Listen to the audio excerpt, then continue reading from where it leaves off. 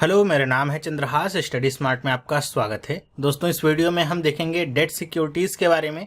मैंने आपसे फेसबुक पे कल भी बताया था कि अब जो बैंकिंग अवेयरनेस के पार्ट छूट गए हैं उनको हम कवर करेंगे धीरे धीरे करके।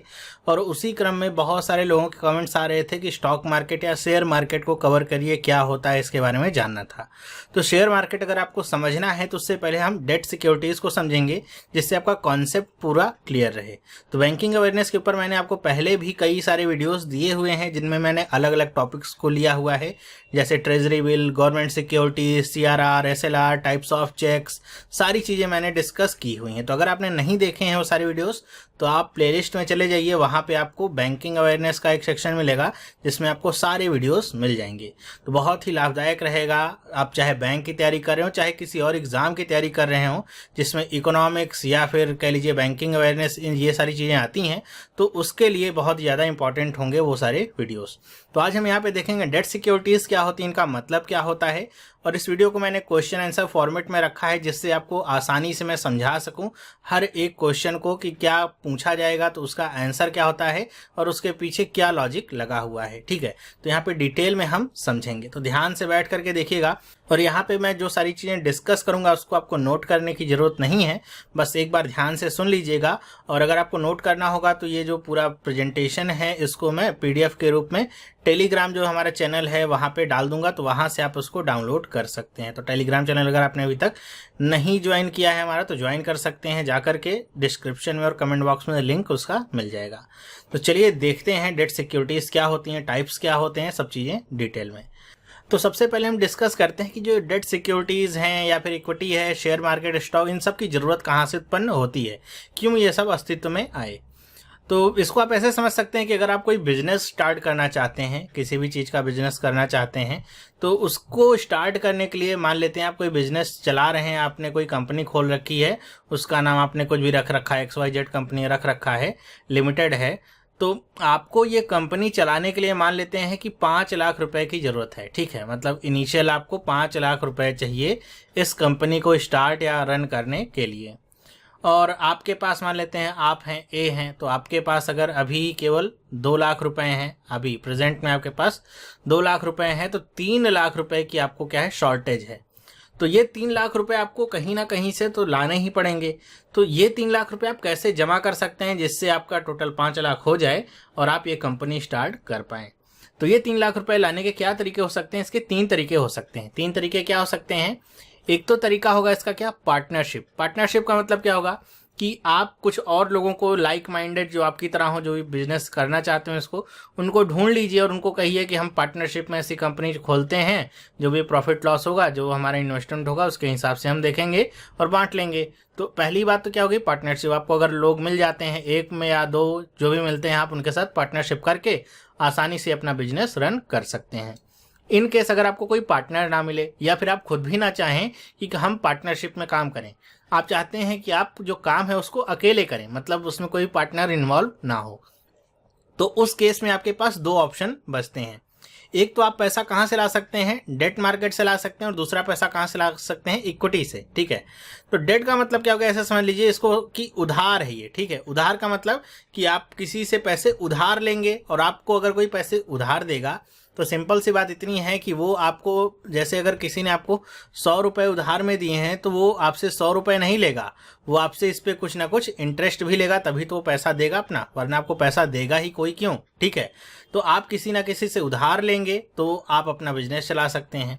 दूसरा जो क्या है, तीसरा जो आपका है इक्विटी, इसका मतलब क्या है कि आप अपनी कंपनी के कुछ शेयर निकालेंगे कि ये मेरी कंपनी है, ये बनाती है, हमारा ये प्लान है और हमने ये शेयर निकाले हुए हैं, जो भी हमारी कंपनी का हिस्सा बनना चाहते हैं वो हमारे शेयर खरीद लें। तो लोग आपके जब कंपनी के शेयर खरीदेंगे तो आपके पास अपने आप ही पैसा आ जाएगा।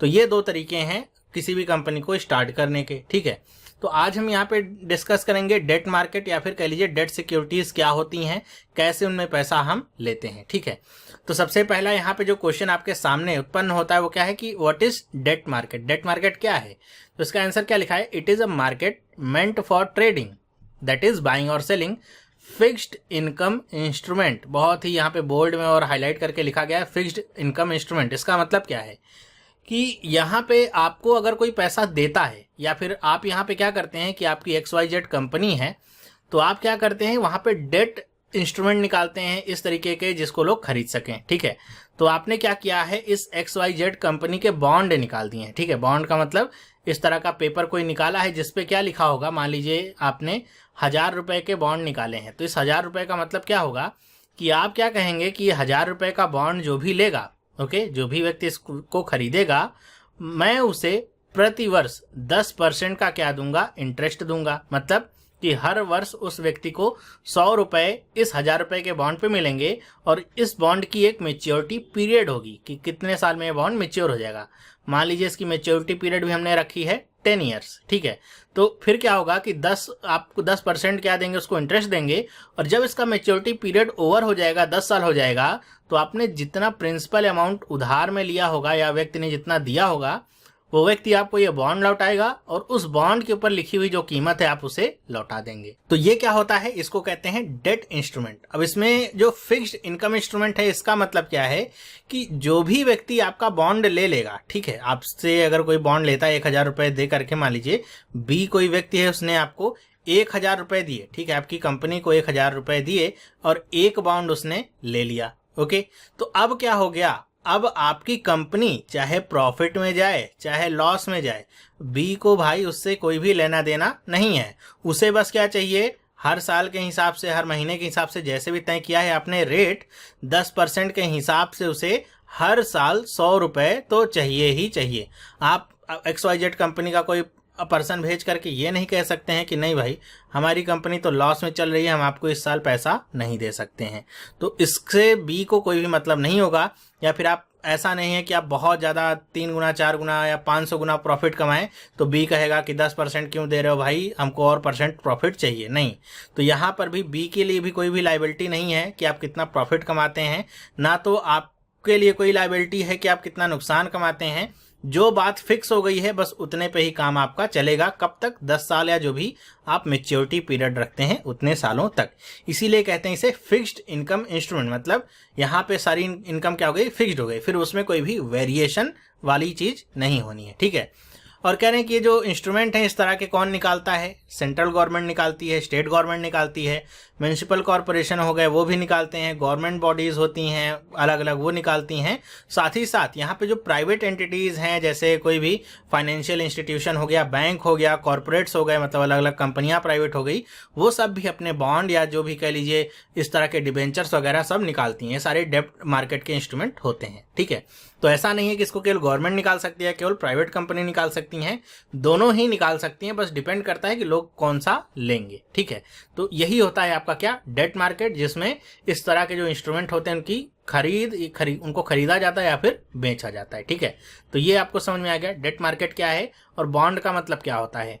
अब यहाँ पे हम समझ लेते हैं कि अगर किसी व्यक्ति के पास एक बॉन्ड है और किसी व्यक्ति के पास कुछ शेयर है सेम कंपनी का, XYZ कंपनी का आपका ही, अगर किसी व्यक्ति के पास 1000 रुपए का बॉन्ड है और किसी व्यक्ति के पास अगर 1000 रुपए का शेयर है, तो दोनों में क्या डिफरेंस होगा, मतलब दोनों में क्या अंतर होगा, ये समझते हैं।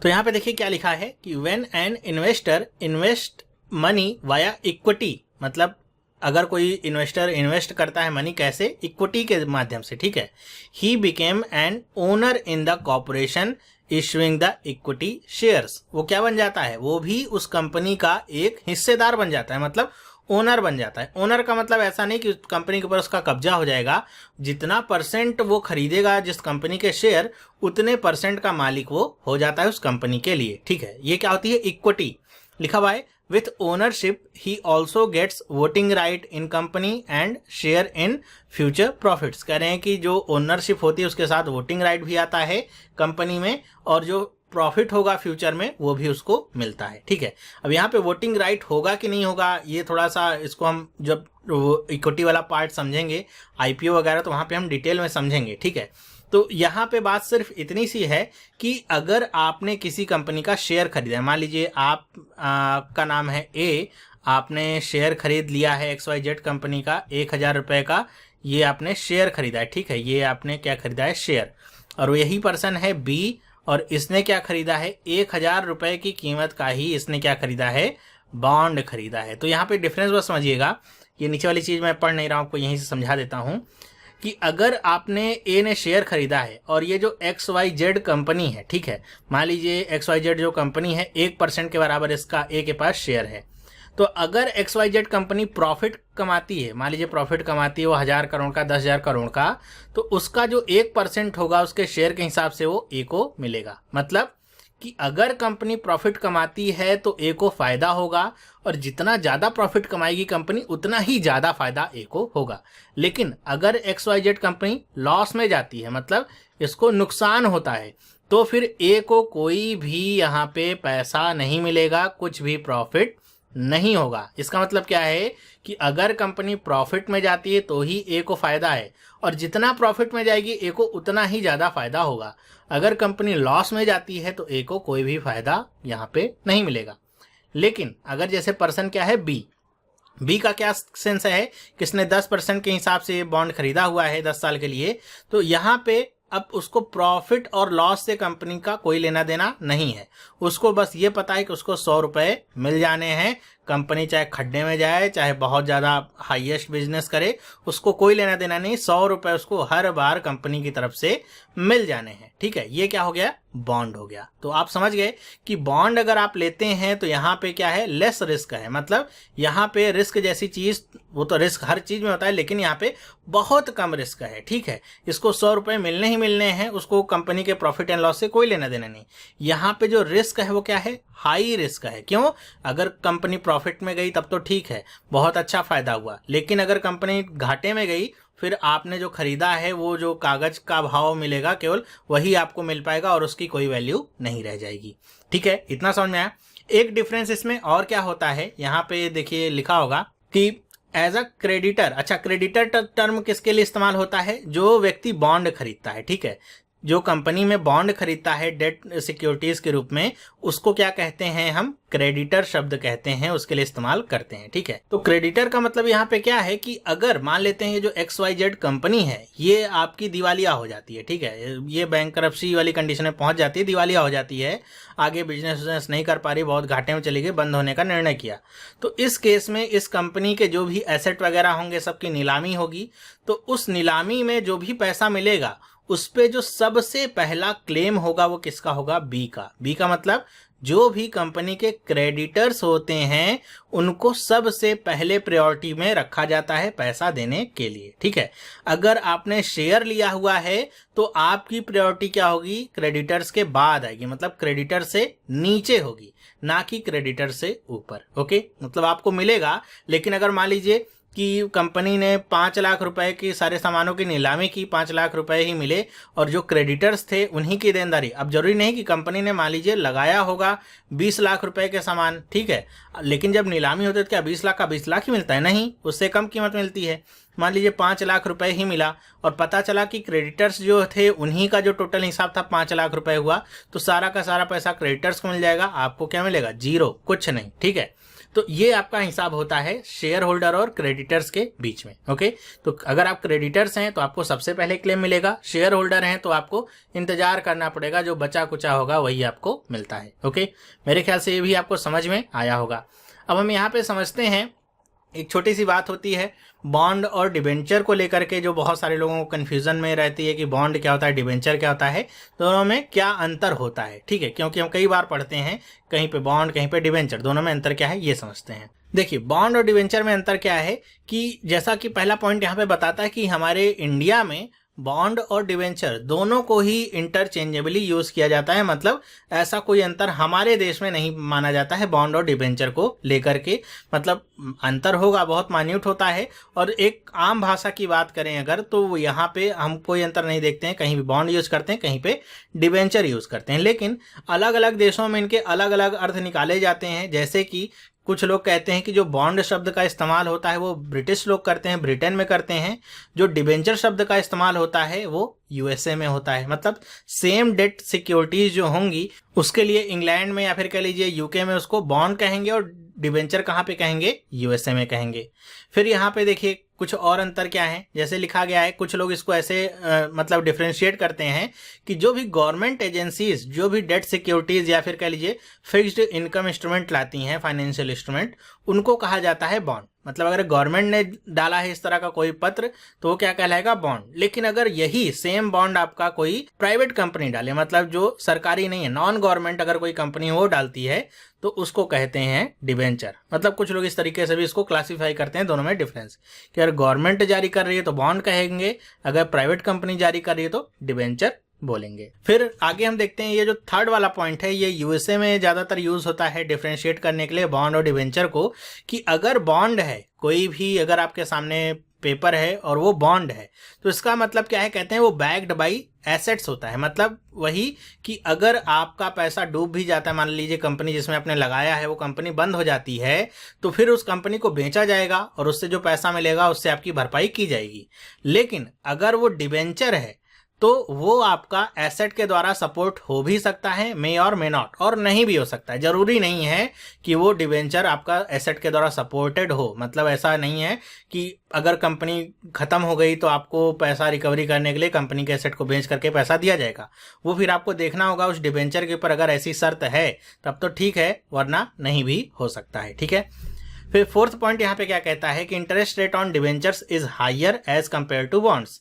सिर्फ यहाँ पे हायर उसी कंडीशन में होगा अगर वो प्राइवेट कंपनीज के द्वारा दिया जा रहा है, क्योंकि लोगों का भरोसा थोड़ा कम होता है प्राइवेट कंपनीज के ऊपर, और अगर वहाँ पे सपोर्ट नहीं है एसेट्स का तो भी वहाँ पे लोगों का भरोसा कम होता है। तो जो निकालते हैं बॉन्ड वो लोग क्या करते हैं कि ज़्यादा इंटरेस्ट रेट बढ़ा के देते हैं, जिससे लोग सोचें कि चलो कोई बात नहीं, इंटरेस्ट रेट तो ज़्यादा मिल रहा है, हमको थोड़ा बहुत भरपाई हो जाएगी। फिर यहाँ पे देखिए क्या है, the risk factor in bond is low which is just opposite in case of debentures. यहाँ पे आपको पता है कि अगर बॉन्ड है तो आपका एसेट के द्वारा बैक्ड होगा, तो अगर पैसा आपका डूबेगा भी तो कम से कम डूबेगा, कंपनी के एसेट को बेच करके आपको भरपाई की जाएगी। लेकिन अगर डिबेंचर है तो वहाँ पे हो भी सकता है और नहीं भी, तो इसलिए वहाँ पे रिस्क ज़्यादा होता है। फिर यहाँ पे देखिए क्या है, bond holders are paid in priority to debenture holders at a time of liquidation. कह रहे हैं कि वही लिक्विडेशन होगा, मतलब कंपनी के सारे संपत्तियों की नीलामी वगैरह होगी तो जो बॉन्ड होल्डर्स होंगे उनको प्रमुखता दी जाएगी जो भी डिबेंचर होल्डर्स होंगे उनकी तुलना में। तो ये होता है बॉन्ड और डिबेंचर में डिफरेंस। लेकिन अपने इंडिया में क्या है, ऐसा कोई भी डिफरेंस कोई काम आता नहीं है, दोनों को ही हम यूज करते हैं आसानी से। ठीक है। नेक्स्ट हम देखते हैं, यहाँ पे बात कर लेते हैं बॉन्ड के भी अलग अलग टाइप्स होते हैं। एक हमारा ये इंपॉर्टेंट होता है, what is municipal bond. Municipal bond का मतलब क्या होता है, जो कि हमारी अर्बन लोकल बॉडीज होती हैं हर एक जिले में, कह लीजिए हर एक राज्य में, तो उनके द्वारा जो बॉन्ड निकाला जाता है उसको कहते हैं म्युनिसिपल बॉन्ड्स। ये जो म्युनिसिपल बॉडीज होती हैं इनको भी अपने खर्चे चाहिए होते हैं, जैसे सड़क बनानी हो गई, नाली बनानी हो गई, सीवेज ट्रीटमेंट हो गया, लाइटें लगानी हो गई, तो इन सब चीज़ों के लिए भी उनको पैसा चाहिए होता है। और आपको पता है कि कहीं की भी जो म्युनिसिपल बॉडी होती है वो बहुत ज़्यादा प्रॉफिट में नहीं होती है, तो उसको इन सारे प्रोजेक्ट्स के लिए पैसा चाहिए होता है। तो यहाँ पे व्यवस्था की गई कि ये लोग भी अपने बॉन्ड्स निकाल सकते हैं, मतलब पब्लिकली निकाल सकते हैं कि जो भी चाहे इनके बॉन्ड खरीद ले। तो यहाँ पे म्युनिसिपल जो बॉन्ड होते हैं उनमें क्या डिफरेंस होता है समझिएगा, कि एक तो बॉन्ड कुछ इस तरीके के होते हैं जिनमें जो स्टेट गवर्नमेंट होती है वो बैकड अप करती है उस बॉन्ड को, मतलब कि स्टेट गवर्नमेंट का सपोर्ट होता है उस बॉन्ड के लिए कि अगर मान लीजिए म्युनिसिपल कॉर्पोरेशन रीपेमेंट करने में नाकाम रहता है, मतलब उसको इतना पैसा नहीं मिल पाता है कि आपने जो बॉन्ड खरीदा उसको वो पे कर सके, तो उस केस में सरकार, म्युनिसिपल कॉर्पोरेशन की जगह पे सरकार उसका पैसा पे करती है। और दूसरे बॉन्ड ऐसे होते हैं इंडिविजुअल या फिर कह लीजिए इंडिपेंडेंट होते हैं, जहाँ पे सरकार का सपोर्ट नहीं होता है, फिर वो केवल म्युनिसिपल जो बॉडीज होती हैं उन्हीं के ऊपर बेस्ड होते हैं। ठीक है। तो यहाँ पे यही सारी चीज़ें आपकी लिखी गई हैं। तो यहाँ पे देखिए क्या है कि एक दो पॉइंट यहाँ पे इंपॉर्टेंट लिखे गए हैं कि Bangalore municipal corporation was the first ULB. ULB का मतलब क्या है, urban local bodies to issue municipal bonds in India in 1997। यानी कि जो बेंगलोर म्युनिसिपल कॉर्पोरेशन था वो इंडिया में सबसे पहली ऐसी म्युनिसिपल बोर्ड थी जिसने ये आपका बॉन्ड निकाला था। कब? 1997 में। और ये जो बॉन्ड था ये स्टेट गवर्नमेंट के द्वारा बैकअप था, मतलब स्टेट गवर्नमेंट का सपोर्ट था कि अगर बेंगलोर म्युनिसिपल कॉर्पोरेशन इसको देने में अक्षम रहता है तो उसे स्टेट गवर्नमेंट पैसा देगी। और ठीक इसी के दूसरे साल कौन सा निकला था, अहमदाबाद जो म्युनिसिपल कॉर्पोरेशन था उसने एक बॉन्ड निकाला था। कब? 1998 में। लेकिन इसमें क्या खासियत थी, इसमें स्टेट गवर्नमेंट का सपोर्ट नहीं था, ये केवल अहमदाबाद की जो म्युनिसिपल कॉर्पोरेशन थी उसी के ऊपर बेस्ड था। ठीक है। तो ये आपके दो बॉन्ड थे जो मेरे ख्याल से आपको इंपॉर्टेंट लगने चाहिए, क्योंकि पहला था और ये भी अपने आप में पहला कैसे हो सकता है जिसको स्टेट गवर्नमेंट का भी सपोर्ट नहीं प्राप्त था, इंडिपेंडेंट बॉन्ड था। अभी हमने देखा है कुछ दिन पहले एक न्यूज आई थी बॉन्ड्स, इसी म्युनिसिपल बॉन्ड को लेकर ही करी कि यहाँ पे महाराष्ट्र में पुणे म्युनिसिपल कॉर्पोरेशन ने शायद अभी तक का जो सबसे बड़ा जो कहते हैं बॉन्ड के रूप में इन्वेस्टमेंट है उसको जारी किया है, पब्लिक किया है। ठीक है, तो इसको भी आप पढ़ सकते हैं, अगर आप चाहें तो गूगल में सर्च करके देख लीजिएगा। अगर उसमें कुछ इंपॉर्टेंट पॉइंट आपको मिले तो नोट कर लीजिएगा, मैंने आपको सिर्फ बता दिया है। ठीक है, तो ये आपको समझ में आया म्युनिसिपल बॉन्ड क्या होता है और क्यों आपका लागू किया जाता है, किस लिए लाया जाता है और कितने कैसे इसको अलग अलग हम आइडेंटिफाई कर सकते हैं। नेक्स्ट हम देखते हैं यहाँ पे जो म्युनिसिपल बॉन्ड होते हैं उनको कौन कौन से म्युनिसिपल कॉर्पोरेशन जारी कर सकते हैं। ऐसा नहीं कि कोई भी म्युनिसिपल कॉर्पोरेशन अपने बॉन्ड निकाल करके कितना भी पैसा छाप ले। उसको लेकर के सेबी ने 2015 में कुछ गाइडलाइंस बनाई कि वही जो उस गाइडलाइन के अंदर फिट होंगी म्युनिसिपल कॉर्पोरेशन या फिर अर्बन लोकल बॉडीज, वही केवल म्युनिसिपल बॉन्ड्स को जारी कर सकती हैं, पब्लिकली ला सकती हैं। तो इन गाइडलाइंस को आप समझ लीजिए क्योंकि बहुत ही इंपॉर्टेंट और बहुत आसान है इनको समझना। कि पहली गाइडलाइन क्या कहती है कि कोई भी यूएलबी जिसकी जो नेटवर्थ है वो निगेटिव नहीं होनी चाहिए पिछले 3 सालों तक। जैसे अगर आप 2017-18 के लिए आप ला रहे हैं कोई बॉन्ड, ठीक है, तो आपकी जो नेटवर्थ होगी वो पिछले 3 सालों की चेक की जाएगी कि लगातार 3 सालों में अगर आप में एक जगह भी एक साल भी अगर आपकी जो नेटवर्थ है वो नेगेटिव में है तो आप बॉन्ड को इशू नहीं कर सकते हैं। ठीक है, दूसरा जो यहाँ पे गाइडलाइन है कि नॉन डिफॉल्ट का मतलब क्या है, the municipality should not have defaulted in repayment of debt securities और लोन्स ऑब्टेन्ड फ्रॉम बैंक और financial institution during the last 365 days. कहने की जो भी म्युनिसिपैलिटी बॉन्ड इशू करना चाह रही है वो पिछले 365 दिनों के बीच में किसी भी डेट सिक्योरिटीज की रिपेमेंट में अगर उसने घपला किया या उसको पे नहीं कर पाई है या फिर किसी तरह का लोन जो उसने बैंक से लिया हो, किसी भी फाइनेंशियल इंस्टीट्यूशन से लिया हो, अगर वो उसको रीपे नहीं कर पाई है तो वो भी आपका कोई भी आपका बॉन्ड नहीं निकाल सकती है। तीसरी कंडीशन क्या है कि विलफुल डिफॉल्टर, मतलब अगर कोई म्युनिसिपल कॉर्पोरेशन है या फिर उसके कोई बोर्ड ऑफ डायरेक्टर्स हैं या फिर डायरेक्टर है, कोई भी अगर डिफॉल्टर है, किस केस में, अगर उसने पहले इस तरह का बॉन्ड निकाला हो और उसकी रीपेमेंट नहीं कर पाई हो तो वो भी आपका कोई भी बॉन्ड आपका इशू नहीं कर सकता है।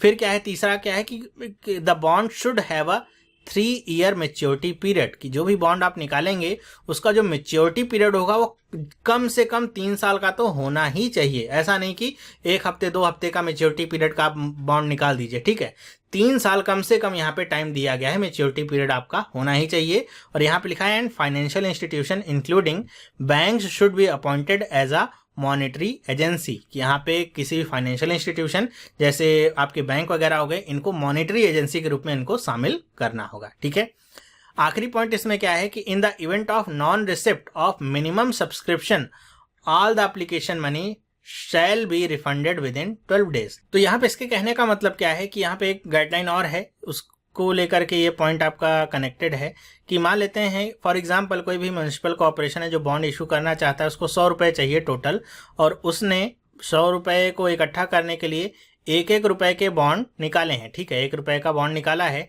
तो सेबी ने कहा है कि अगर आपने जो बॉन्ड या जितना आपने टोटल कहा है कि हमको इतने पैसे चाहिए, उसका 75% से कम अगर आपके सब्सक्रिप्शन होते हैं, मतलब 75% से कम आपके बॉन्ड जाते हैं, तो उससे नीचे अगर रहता है तो आप बॉन्ड को इशू नहीं कर सकते हैं।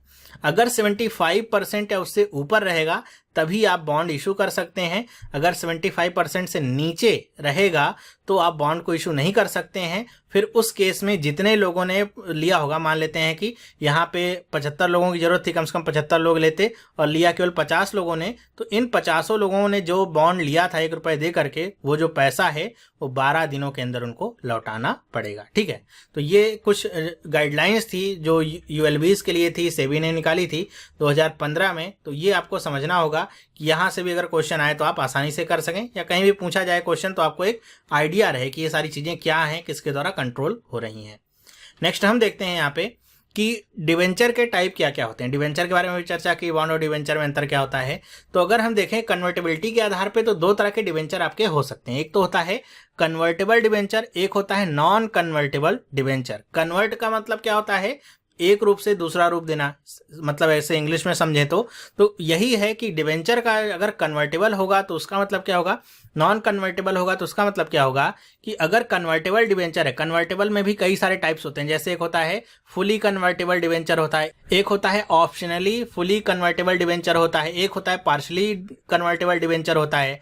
तो ये जो आपके अलग अलग टाइप्स हैं, इसका मतलब क्या है कि अगर आपके पास किसी भी कंपनी का डिबेंचर है तो आपको कंपनी एक तरीके से अगर फुली कन्वर्टेबल डिबेंचर है तो उस केस में क्या कहेगी कि हम आपका जो डिबेंचर है इतने दिनों के बाद या इतने साल के बाद उसको शेयर के रूप में कन्वर्ट कर देंगे, और जैसे कह देंगे कि आपके हर 2 डिबेंचर पे हम आपको एक कंपनी का शेयर देंगे। तो इस रेशियो से अगर मान लेते हैं आपके पास 50 आपके पास यहाँ पे डिबेंचर्स थे तो उसके बदले में आपको यहाँ पे 25 शेयर दिए जाएंगे। तो ये इस रेशियो में जब कन्वर्ट होता है डिबेंचर से रेशियो तो उसी को कहते हैं कन्वर्टेबल डिबेंचर। अगर नॉन कन्वर्टेबल डिबेंचर है मतलब उस डिबेंचर को कन्वर्ट नहीं किया जा सकता है, ना तो आपकी इच्छा से ना तो कंपनी की इच्छा से। ठीक है, तो ये आपके डिबेंचर के टाइप्स हैं। इसमें हमारा जो एक इंपॉर्टेंट है वो क्या है, OFCD या फिर कह लें ऑप्शनली फुली कन्वर्टेबल डिबेंचर, क्योंकि इसी के ऊपर आधारित कुछ 1-2 स्कैम हुए थे सहारा वगैरह को लेकर के, तो यहाँ से आपसे क्वेश्चन पूछे जा सकते हैं कि ये है क्या। तो ऑप्शनली फुली कन्वर्टेबल डिबेंचर का मतलब क्या होता है, पहली बात तो ये क्या है, ऑप्शनली का मतलब क्या है कि यहाँ पे जो भी व्यक्ति जिसके पास डिबेंचर है उसके पास ये ऑप्शन होता है कि वो कंपनी से कहे कि हम अपना जो डिबेंचर है उसको हम शेयर में कन्वर्ट कराना चाहते हैं। ध्यान रखिए, पहली जो शर्त है वो क्या है, जिसके पास डिबेंचर है उसकी इच्छा होगी, उसकी विश होगी तो ही कंपनी उसको कर सकती है, अगर वो OFCD में है तो। फिर दूसरा कंडीशन यहाँ पे क्या है कि इच्छा आपने जताई कि हमारा जो डिबेंचर है उसको कन्वर्ट कर दीजिए किसमें, शेयर में, लेकिन कितने परसेंट या कह लीजिए कितने पोर्शन में आपको मिलेगा शेयर, ये कौन तय करेगा, ये तय करेगी कंपनी। उसको आप तय नहीं करेंगे, आप नहीं कहेंगे कि आप हमें आपको एक डिबेंचर देंगे तो आप हमें 10 शेयर दीजिए उसके बदले में, नहीं, ये काम कौन करेगा तय करने का, वो कंपनी तय करेगी। फिर अगर आप उस पर राजी होते हैं कि हाँ ठीक है हम इस पर राजी हैं, फिर आप उसको चेंज करा सकते हैं। अगर नहीं राजी होते हैं तो नहीं चेंज कराएंगे, आप डिबेंचर ही रखेंगे। ठीक है, लेकिन अब हम ये समझते हैं कि ये सारी चीजें होती क्यों है, क्यों हम चेंज कराना चाहेंगे डिबेंचर से शेयर को, ऐसा मतलब कुछ ना कुछ लॉजिक तो होगा, तभी तो हम चेंज करा रहे हैं या फिर कंपनियां चेंज करा रही हैं। तो इसका लॉजिक क्या है समझिएगा कि मान लीजिए कोई कंपनी है, हमने अभी कंपनी कौन सी खोली थी, XYZ कंपनी है, XYZ, ठीक है। तो अगर आप ए पर्सन हैं तो अगर आपने इसके कंपनी के क्या ले रखे हैं, डिबेंचर ले रखे हैं, तो इस केस में कंपनी को आपको कुछ ना कुछ फिक्स्ड इनकम के रूप में देना ही देना है हर साल। कंपनी प्रॉफिट में जा रही है लॉस में जा रही है इससे आपको मतलब नहीं है। 100 रुपए अगर कहे हैं तो आपको हर साल या हर महीने जो भी कहिए 100 रुपए कंपनी देती ही जाएगी, जितने साल का आपके पास डिबेंचर है उतने सालों तक, और जब वो साल खत्म हो जाएगा तो जितना प्रिंसिपल अमाउंट होगा कंपनी आपको लौटाएगी। ठीक है, लेकिन अगर आप चाहते हैं, जैसे आपके मन में क्या हुआ कि हमको भाई ये 100 रुपए नहीं चाहिए, तुम्हारे खैरात के तुम इतना कमा रहे हो और 100 रुपए हमको दे रहे, हमको नहीं चाहिए, हमको इसके बदले में शेयर दो। क्यों? क्योंकि आप चाहते हैं कि हम 100 रुपए की बजाय हर महीने 1000 रुपए बनाए, क्योंकि कंपनी को प्रॉफिट बहुत ज़्यादा हो रहा है। अगर हम अपने डिबेंचर को शेयर में कन्वर्ट कर लेंगे तो प्रॉफिट के हिसाब से मुझे क्या मिलेगा, डिविडेंड मिलेगा। ठीक है, तो उस केस में आप क्या चाहेंगे, अधिक पैसा कमाने की चाहत में अपने जो डिबेंचर है उसको क्या करेंगे, शेयर में कन्वर्ट करा सकते हैं। तो ये आपकी इच्छा है। कंपनी को इससे क्या लाभ होगा, ये तो आपका लाभ हो गया ना कि आपको अधिक ज़्यादा प्रॉफिट मिलेगा, अधिक पैसा मिलेगा। लेकिन अगर कंपनी लॉस में गई तो आपको कुछ नहीं मिलेगा। कंपनी को इसमें क्या फ़ायदा है, कंपनी क्यों करना चाहेगी, वो क्यों कहेगी कि नहीं नहीं तुम 1000 लो, 100 रुपये मत लो, 1000 रुपये लो। कंपनी ऐसा क्यों करना चाहेगी, क्योंकि फिर कंपनी की जो लाइबिलिटी वो खत्म हो जाएगी आपके ऊपर से, कंपनी की पूरी लाइबिलिटी खत्म। पहले कंपनी को यह था कि प्रॉफिट में जा रहे हैं चाहे लॉस में जा रहे हैं, आपको 100 रुपये तो देना ही देना है, और आपकी तरह अगर जितने लोग होंगे उनको उतना पैसा तो देना ही देना है। जैसे ही आपने डिबेंचर से शेयर में कन्वर्ट करा लिया, कंपनी की लाइबिलिटी खत्म। फिर कंपनी केवल अगर प्रॉफिट होगा तभी आपको पूछेगी, नुकसान होगा तो आपको नहीं पूछेगी। दूसरा काम क्या है कि अगर यहाँ पे कंपनी का लिक्विडेशन होता है तो अब पहले था कि अगर आप डिबेंचर होल्डर हैं तो आपको पैसा मिलेगा कंपनी के एसेट को बेच करके, लेकिन अब अगर आप शेयर होल्डर हैं तो आपको जो बचा कुचा होगा वही मिलेगा। तो इसमें दोनों के ही फायदे दोनों के ही नुकसान हैं अपने अपने। क्या फायदे हैं क्या नुकसान है, मेरे ख्याल से अब आपको समझ में आ गया होगा कि लोग क्यों कन्वर्ट कराना चाहते हैं और कंपनियां क्यों कन्वर्ट कराना चाहती हैं। सब अपना ही फायदा देखने का यहाँ पे प्रयास करते हैं। ठीक है, तो ये आपको समझ में आया कि ऑप्शनली फुली कन्वर्टेबल डिबेंचर क्या होता है, ऑप्शनली का मतलब यहाँ पे क्या है कि वो जो भी जिसने जो डिबेंचर होल्डर है उसके ऊपर डिपेंड करेगा, उसकी विश है तो ही वो आपका डिबेंचर कन्वर्ट कराएगा। अगर इसकी विश ही नहीं है तो कंपनी कुछ भी कर ले, वहाँ पे वो डिबेंचर कन्वर्ट नहीं हो सकता है। नेक्स्ट हम देखते हैं यहाँ पे कि यील्ड का मतलब क्या होता है। ठीक है, व्हाट इज यील्ड, ये बहुत टर्म इस्तेमाल होता है। तो इसका मतलब क्या होता है, the return in terms of percentage paid on an instrument in form of dividend और इंटरेस्ट इज कॉल्ड यील्ड। मतलब जो भी आपने पैसा दिया है उधारी में, उसके बदले में जो परसेंट के रूप में आपको क्या मिलता है, डिविडेंड मिलेगा या फिर इंटरेस्ट मिलता है, वही क्या कहलाता है, यील्ड कहलाता है। कहने कि based on kind of investment there are many different kind of yield. जैसी आपकी इन्वेस्टमेंट होगी वैसे ही आपकी यील्ड होगी। उसके बाद हम यहाँ पे समझते हैं कि बॉन्ड यील्ड टू मैच्योरिटी, ये क्या होता है, BYTM जिसको शॉर्ट में कहते हैं। तो BYTM क्या है, is the most popular measure to quantify the rate of returns paid on fixed income, ये इनकम ही लिखा हो, इनकम इंस्ट्रूमेंट, कि जो फिक्स्ड इनकम इंस्ट्रूमेंट है उसको मेजर कर, उसके रेट को मेजर करने का सबसे अच्छा तरीका यही है, बॉन्ड यील्ड टू मैच्योरिटी। इसका मतलब क्या है, अभी हम यहाँ पे थोड़ा सा एग्जांपल लेकर के समझेंगे तो समझ में आएगा। यहाँ पे एक पॉइंट थोड़ा सा और ये आप याद रखिएगा कि जो भी यील्ड होगा वो बॉन्ड प्राइस के साथ उसका रिलेशनशिप कैसा होगा, इनवर्सली रिलेटेड होगा। मतलब अगर यील्ड बढ़ेगा तो बॉन्ड की जो प्राइस होगी वो कम होगी, अगर प्राइस बढ़ेगी तो उसका यील्ड क्या होगा, कम होगा। तो यहाँ पे ये इनका क्या होता है, इनवर्स रिलेशनशिप होता है। ठीक है, तो यील्ड का सीधा सीधा यहाँ पे बहुत सारी डिफिनेशन और इंग्लिश समझ करके तो बात समझ में आएगा नहीं। ऐसे आप देखिए कि मान लीजिए कोई, जैसे इंडियन गवर्नमेंट है, भरोसेमंद गवर्नमेंट है हमारी, तो अगर आप इंडियन गवर्नमेंट को कुछ पैसा उधार देते हैं या फिर अगर आप किसी प्राइवेट कंपनी को उधार देते हैं पैसा, तो दोनों में डिफरेंस क्या होगा कि आपको अपनी सरकार के ऊपर भरोसा होगा कि यहाँ से पैसा मिल जाएगा। प्राइवेट कंपनी किसी को पैसा दिए, कंपनी बंद करके भाग गया, आपको कोई भी यहाँ पे पैसा नहीं मिला। तो गवर्नमेंट के ऊपर भरोसा हमारा काफ़ी ज़्यादा रहता है। तो हम क्या करते हैं कि मान लीजिए गवर्नमेंट ने कोई भी यहाँ पे बॉन्ड निकाला है, 100 रुपये का कोई बॉन्ड निकाला है। ठीक है, 100 रुपये का बॉन्ड है और मान लीजिए गवर्नमेंट ने कहा है कि इस पे हम आपको हर साल 10 रुपये देंगे। ठीक है, 10 रुपये देंगे और ये 10 साल तक हमारा ये आपका बॉन्ड चलेगा। ठीक है, वही जो पुराना एग्जाम्पल है वही लेके चलते हैं। आपने खरीदा, आप मान लेते हैं हो गए इसके फर्स्ट बायर, मतलब सबसे पहले आपने इसको खरीद लिया, क्या, 100 रुपये का बॉन्ड। तो पहले साल में आपको कितने रुपए मिले, 10 रुपये मिले कि नहीं मिले। ठीक है, 10 रुपये आपको मिल गए। तो आपको मान लीजिए एक साल के अंदर पैसे की कमी हो गई या फिर आपको अचानक से पैसे की जरूरत पड़ गई, कोई बीमार हो गया घर में, आपको चाहिए कि जल्दी से जल्दी जो भी पैसा मैंने अलग अलग जगह पे इन्वेस्ट किया है उसको डिसइन्वेस्टमेंट में डाल करके पैसा निकाल लूँ और जो मुझे ज़रूरत है उसको पूरा करूँ। तो इस केस में क्या होगा कि आपने जो 100 रुपये का बॉन्ड खरीदा था वो किसी अन्य व्यक्ति को आप बेच देंगे। मतलब जो फर्स्ट बायर होगा वो किसी सेकंड बायर को इसको बेच देगा। अब बताइए, कोई आपसे जितने में आपने वस्तु खरीदी होती है उतने में ही दोबारा खरीदता है क्या, नहीं। तो वो कितने में खरीदेगा आपसे, मान लेते हैं उसने 90 रुपये में खरीद लिया आपसे। ठीक है, आपने उसको 90 रुपये में बेच दिया। ठीक है, आपको भी क्या, आपको लगा कि 90 रुपये में बेचा है, 10 रुपये पहले साल का मिल ही गया है, मतलब 100 रुपये हो गया है, तो जितना लगाया था उतना हमको मिल ही गया है, तो आपने बेच दिया। अब बी जो सेकंड बायर है आपका, सेकंड बायर को फिर उस साल कितने रुपए मिलेंगे, तो सेकंड बायर को भी उस साल कितने रुपए मिलेंगे, 10 रुपए मिलेंगे। तो अगर आप फर्स्ट बायर के हिसाब से देखिए तो इसको मिले कितने रुपए, 10 रुपए, इसने लगाए कितने थे, 100 रुपए। परसेंटेज में अगर हम देखें तो इसको टोटल कितना मिला, 10%। लेकिन अब बी को देखिए, बी को मिले कितने रुपए, 10 रुपए, इसने कितने रुपए लगाए थे, 90 रुपए।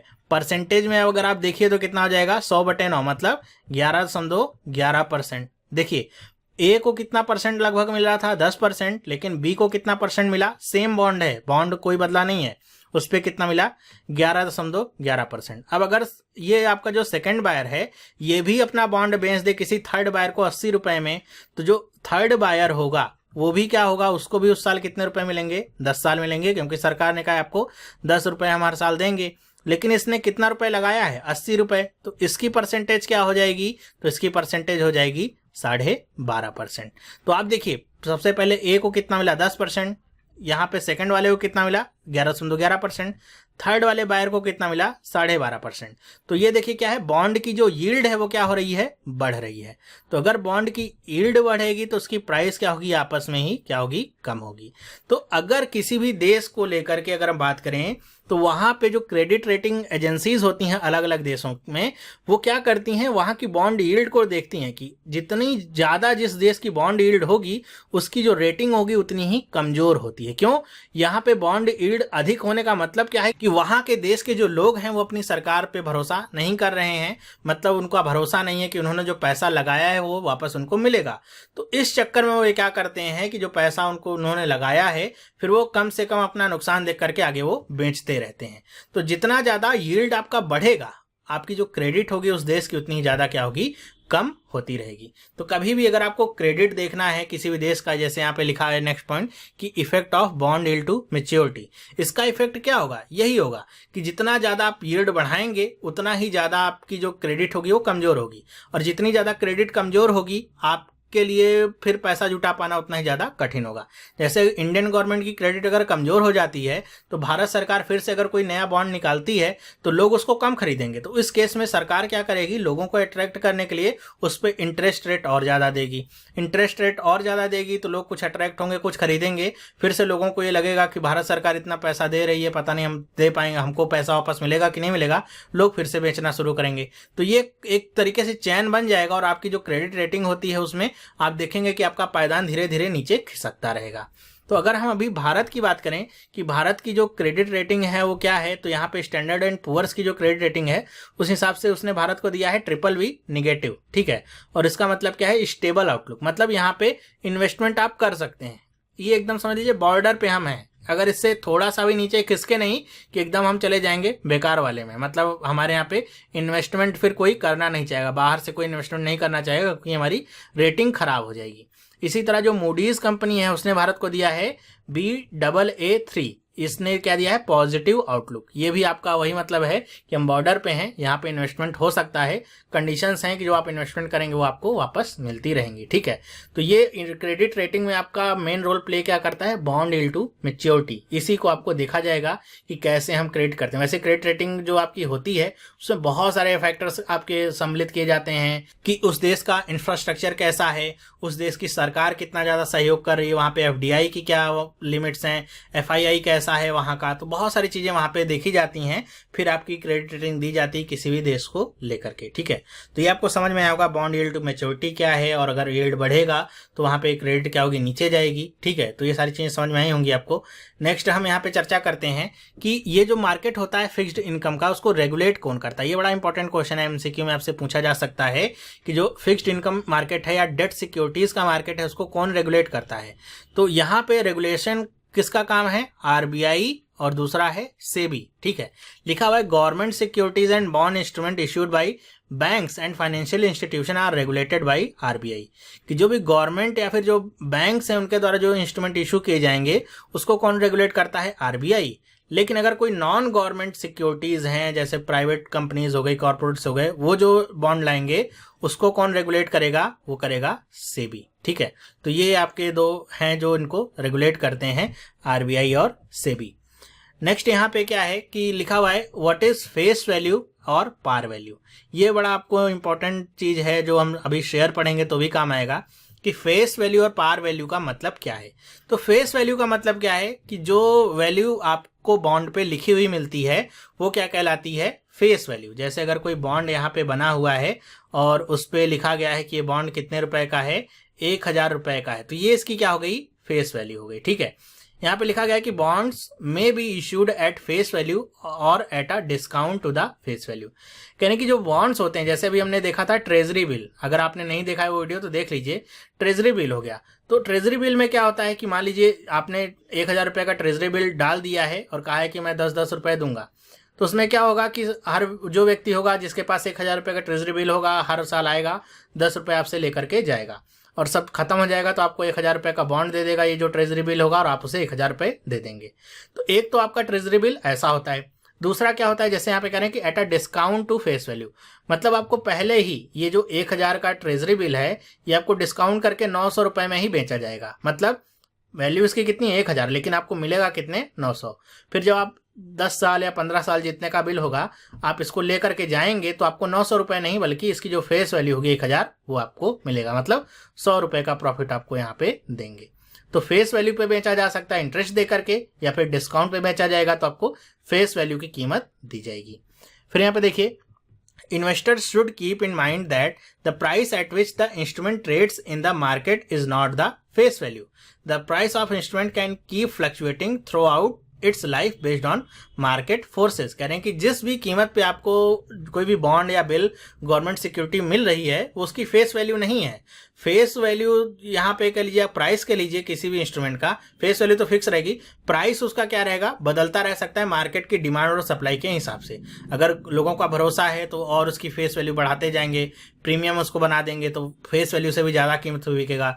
भरोसा कम है तो वैसे ही क्या होगा कि 100 रुपए के बॉन्ड को 90 रुपए में बेचा जाएगा, 90 को 80 में बेचा जाएगा, ऐसे काम होगा। तो यहाँ पे लिख रहे हैं कि if a bond trades for a price higher than its face value then it is to be traded at a premium. मतलब प्रीमियम का मतलब क्या है कि मान लीजिए इसकी फेस वैल्यू कितनी, 1000 रुपए, ठीक है, 1000 रुपए फेस वैल्यू है और आपको ये लग रहा है कि बहुत ही वैल्यूएबल ये बॉन्ड है, बहुत ही बढ़िया इसमें रिटर्न आपको मिल जाएगा और गारंटेड है, कोई रिस्क नहीं है, तो लोग इसमें इंटरेस्ट दिखाएंगे। तो यहाँ पे बॉन्ड तो लिमिटेड नंबर में होगा, तो लोग क्या करेंगे, इस 1000 जिसके पास होगा कहेगा हम 1100 रुपए में बेच रहे हैं, लेना है तो ले लो। तो 1000 रुपए का ही बॉन्ड कितने रुपए में बिकेगा, 1100 में, मतलब 1000 प्लस 100 रुपए। तो ये जो 1000 हुआ ये तो इसकी क्या हो गई फेस वैल्यू, ये जो 100 रुपए हुआ ये क्या हो गया इसका प्रीमियम, मतलब ये क्या है, इस पे एक्स्ट्रा आपको पैसा दे रहा है। तो ऐसे जो बॉन्ड होते हैं जो फेस वैल्यू से अधिक कीमत पे बिकते हैं क्या कहलाते हैं, प्रीमियम, ठीक है। लेकिन अगर उसको डिस्काउंट प्राइस पे बेचा जाए फेस वैल्यू से कम कीमत पे तो उसको क्या कहते हैं, डिस्काउंटेड है ये, मतलब फेस वैल्यू 1000 है, बेचा जा रहा है आपको 900 रुपए का, तो ये क्या हो गया, डिस्काउंटेड प्राइस। तो मेरे ख्याल से आपको ये फेस वैल्यू पार वैल्यू समझ में आएगी, दोनों एक ही चीजें हैं, या फिर प्रिंसिपल भी इसको कहते हैं, सब एक ही चीजें हैं, तो ये समझ में आया होगा। तो ये आपका जो डेट सिक्योरिटीज वाला पार्ट था खत्म हो जाता है। एक छोटा सा अगर हम रिकैप कर लें, समझ लें कि क्या क्या हमने अभी पढ़ा है, तो हमने क्या पढ़ा है कि अगर हमको पैसा चाहिए होगा तो हमको या तो डेट से मिलेगा या तो इक्विटी से मिलेगा। डेट का मतलब क्या हो गया कि आप कोई बॉन्ड बनाएंगे, ट्रेजरी बिल, गवर्नमेंट सिक्योरिटीज लाएंगे मार्केट में, लोग उसको खरीदेंगे और आप क्या करेंगे, उस पर एक फिक्स्ड इनकम देंगे लोगों को, उसको परसेंटेज में बांट देंगे कि आप हर साल इतने % पैसा देंगे और फिर अगर पूरा मैच्योरिटी पीरियड हो जाएगा तो जितना प्रिंसिपल आपने लिया था वो लोगों को लौटा देंगे। फिर हमने देखा था कि यहाँ पे डेट और इक्विटी में डिफरेंस क्या है, कि डेट में डिफरेंस क्या है कि जो उसको लेता है वो क्या कहलाता है, क्रेडिटर कहलाता है, और अगर लिक्विडेशन होता है तो उसकी जो प्रायोरिटी होती है वो सबसे हाईएस्ट होती है। जो शेयर होल्डर होता है उसकी जो प्रायोरिटी होती है काफी नीचे होती है, और अगर प्रॉफिट होगा तो ही आप जो शेयर होल्डर है उनको फायदा होता है, लॉस के टर्म में उनको कुछ ही पैसा नहीं मिलता है। जबकि अगर डेट आपका इंस्ट्रूमेंट है तो उसमें प्रॉफिट एंड लॉस का कोई मतलब नहीं, जितना आपको फिक्स मिलना है उतना ही पैसा मिलता था। फिर नेक्स्ट हमने क्या देखा था कि बॉन्ड और डिवेंचर में क्या अंतर है, तो इंडिया के हिसाब से तो कोई अंतर नहीं है, अलग अलग देशों के हिसाब से हमने देखे थे क्या अंतर पाए जाते हैं। नेक्स्ट हमने देखा था म्युनिसिपल बॉन्ड क्या होते हैं, जो भी म्युनिसिपल कॉर्पोरेशन जारी करते हैं उनको म्युनिसिपल बॉन्ड कहा जाता है। वो अपने एक्सपेंसेस को निकालने के लिए या फिर अगर कोई प्रोजेक्ट वो बढ़िया चलाना चाहते हैं तो उसके लिए पैसे की जरूरत पड़ती है, तो वो लोगों से पैसा लेते हैं बॉन्ड को निकाल करके। लेकिन सारे म्युनिसिपल कॉर्पोरेशन बॉन्ड को निकाल नहीं सकते हैं। कौन से निकाल सकते हैं, इसके लिए सेबी की गाइडलाइन थी। पहला गाइडलाइन क्या था कि पिछले 3 सालों तक कोई भी नेगेटिव अर्थ नहीं होना चाहिए, डिफॉल्टर नहीं होने चाहिए, फिर क्या थे, विलफुल डिफॉल्टर नहीं होने चाहिए, फिर आपकी कंडीशन क्या थी कि अगर 75% से कम आप निकालते हैं, जो भी जितना आपने लगाया, जितना आपको पैसा चाहिए उससे 75% से कम सब्सक्रिप्शन होता है आपके बॉन्ड का, तो आप बॉन्ड नहीं निकाल सकते हैं। और जो पैसा होता है वो 12 दिनों के अंदर सारे जो भी आपके सब्सक्रिप्शन वाले होते हैं सब्सक्राइबर, उनको वापस करना होता है। तो ये कुछ गाइडलाइंस थी सेबी की म्युनिसिपल बॉन्ड को लेकर के। और पहला म्युनिसिपल बॉन्ड कौन निकाला था, बेंगलुरु में, और उसके बाद कौन सा था, अहमदाबाद में। वो इंडिपेंडेंट था, बेंगलुरु वाले को स्टेट गवर्नमेंट ने बैक किया था, मतलब उसने सपोर्ट किया, लेकिन अहमदाबाद में जो म्युनिसिपल कॉर्पोरेशन का बॉन्ड था उसको वहां की स्टेट गवर्नमेंट या गुजरात गवर्नमेंट ने बैक नहीं किया था, ठीक है।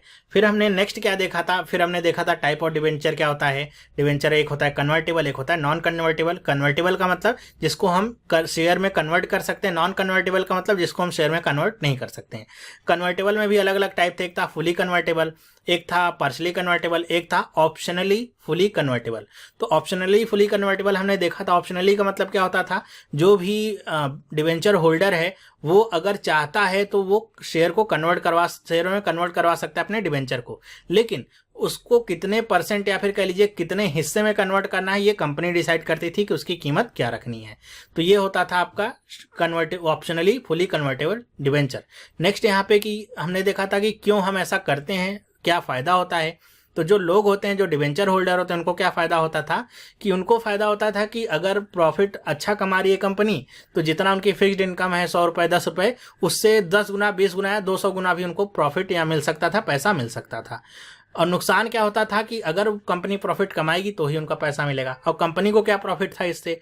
कंपनी को यह प्रॉफिट था कि उसकी लायबिलिटी खत्म हो जाती कि उसको फिक्स्ड इनकम देना ही देना है किसी को, अगर प्रॉफिट होगा तो ही देगी, नहीं होगा तो वो नहीं देगी। ठीक है, नेक्स्ट हमने देखा था बॉन्ड यील्ड का मतलब क्या होता है कि मतलब कितना परसेंट आपको मिल रहा है रिटर्न में, वही क्या कहलाता है, प्रिंसिपल पे जो मिलेगा बॉन्ड यील्ड। और ये देखा था कि बॉन्ड यील्ड अगर किसी भी देश की बढ़ती है तो इसका मतलब वहां के नागरिकों का उसमें विश्वास कम है, जिसकी वजह से क्रेडिट खराब होती थी। और क्रेडिट रेटिंग में हमने देखा था कि भारत की क्रेडिट रेटिंग क्या है, उसका मतलब क्या है।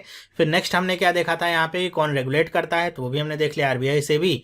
और फिर अभी हमने देखा फेस वैल्यू पार वैल्यू में क्या मतलब है, इसका मतलब क्या होता है, और यहाँ पे प्रीमियम का मतलब क्या है और डिस्काउंटेड का मतलब क्या है, ये सारी चीजें हमने यहाँ पे देख ली। तो ये था डेट सिक्योरिटीज। अब इसके बाद हम क्या पढ़ेंगे, आईपीओ पढ़ेंगे कि आईपीओ का मतलब क्या होता है, कौन जारी करता है, क्या टाइप्स होते हैं इक्विटी के, ये सारी चीजें हम नेक्स्ट वीडियो में डिस्कस करेंगे। तो ये वीडियो आपको कैसा लगा, समझ में आया कि नहीं, और क्या नहीं समझ में आया आप मुझे कमेंट करके बताइएगा।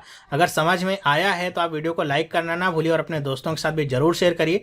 बहुत सारे लोगों को इसकी ज़रूरत है, बहुत सारे लोग तैयारी करते रहते हैं लेकिन उनको एग्जैक्ट मतलब नहीं पता होता है। आप पेपर भी पढ़ते हैं, सारी चीज़ें पढ़ते हैं, सारे जो टर्म है आपके सामने से जाते हैं, लेकिन बहुत ही कम लोगों को इन सारे टर्म्स का मतलब समझ में आता है कि अगर कुछ ऐसा हो रहा है तो उसका मतलब क्या है। तो अगर आप ऐसे ही पढ़ते रहेंगे तो आपको ये सारी चीज़ें समझ में आती रहेंगी। तो ये वीडियो देखने के लिए आपका बहुत बहुत धन्यवाद। अगर आप इस चैनल पर नए हैं, पहली बार इस वीडियो को देख रहे हैं, तो आप इस चैनल को सब्सक्राइब कर सकते हैं। अगर आप एसएससी की तैयारी करें तो आप एसएससी वाला चैनल ज्वाइन कर सकते हैं, जिससे आपको वहाँ पे एसएससी वाली वीडियोस मिलती रहेंगी। और हम मिलेंगे नेक्स्ट वीडियो में, तब तक के लिए have a nice day and bye.